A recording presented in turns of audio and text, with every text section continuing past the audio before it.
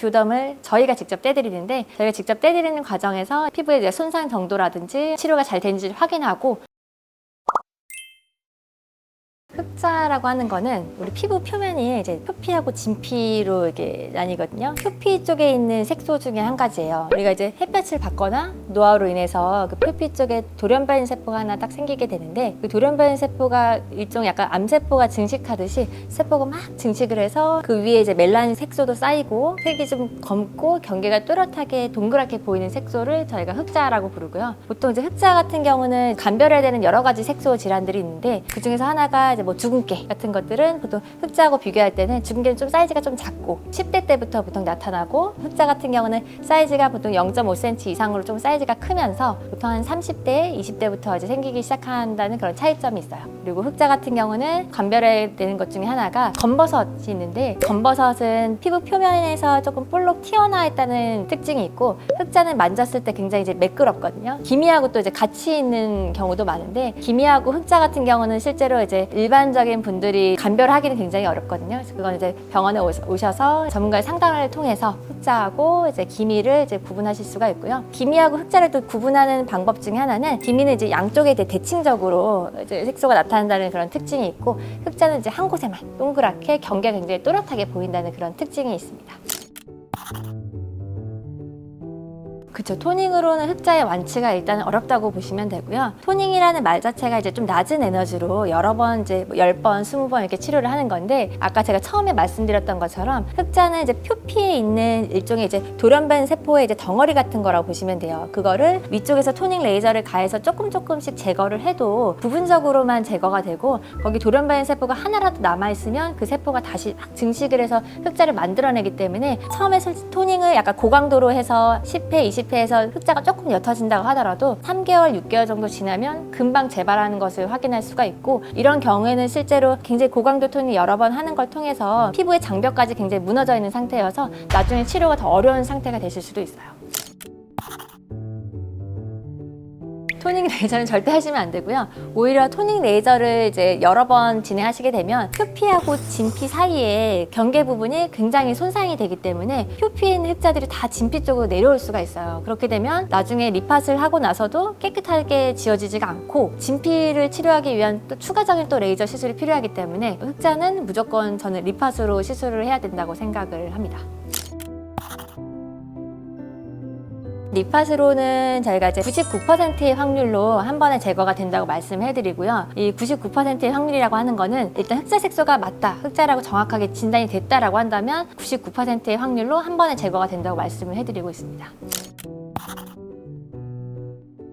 리팟은 일단 먼저 병원에 오셔서 정확하게 흑자가 맞는지를 먼저 진단을 받는 게 중요하고요. 피부 진단기 촬영하신다든지 의료진이 이제 육안으로 봐서 흑자를 정확하게 진단한 이후에 레이저 시술을 하시게 되고요. 리팟 시술 같은 경우는 실제 통증이 굉장히 적기 때문에 마취크림을 바르는 과정을 생략하실 수도 있고, 아니면 좀 통증에 대해서 민감하시거나 두렵게 생각이 되시는 분들은 마취크림을 한 20-30분 정도 바르시고 나서 시술을 하시게 되고요. 리팟 레이저 조사하시고 나서 저희가 듀오덤 테이프를 한 개 붙여드려요. 리팟 시술 하시고 나면 이 부분이 굉장히 이제 강한 에너지가 조사가 되는 거여서 그 부분이 피부가 좀 손상이 될 수가 있기 때문에, 그 손상된 피부를 보호하기 위한 목적으로 듀오덤 테이프를 2주 동안 붙여드리고요. 그 이후에 이제 병원에 오셔서 이제 듀오덤을 저희가 직접 떼드리는데, 저희가 직접 떼드리는 과정에서 피부의 이제 손상 정도라든지 치료가 잘 되는지 확인하고, 그 이후에 치료 종결이 되거나 아니면 2주 뒤에 조금 더 한 번 더 이제 경과 관찰 오시거나 하는 식으로 진행이 됩니다.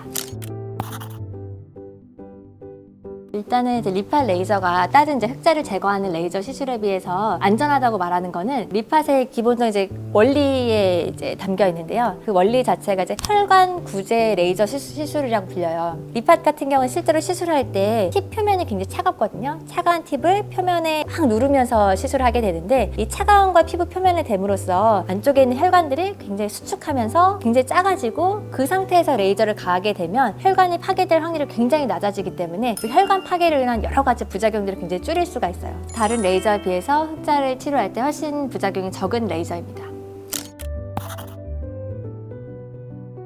흑자를 치료했을 때 가끔씩 어떤 분들은 리파 레이저를 한 번 했는데도 불구하고 약간 흐릿하게 색소가 좀 남아있는 분들이 있어요. 또 흑자는 이제 표피에만 있는 거고 진피에는 흑자가 있는 게 아니거든요. 근데 진피에 가끔씩 흑자에 약간 부스러기 색소들이 남아있는 분들이 있어요. 진피 쪽에 있는 부스러기 색소를 추가적으로 치료가 좀 필요하고요. 그 추가적인 치료를 위해서 사용되는 레이저가 저희 병원에서는 피코시어라고 하는 레이저를 사용을 하고 있습니다.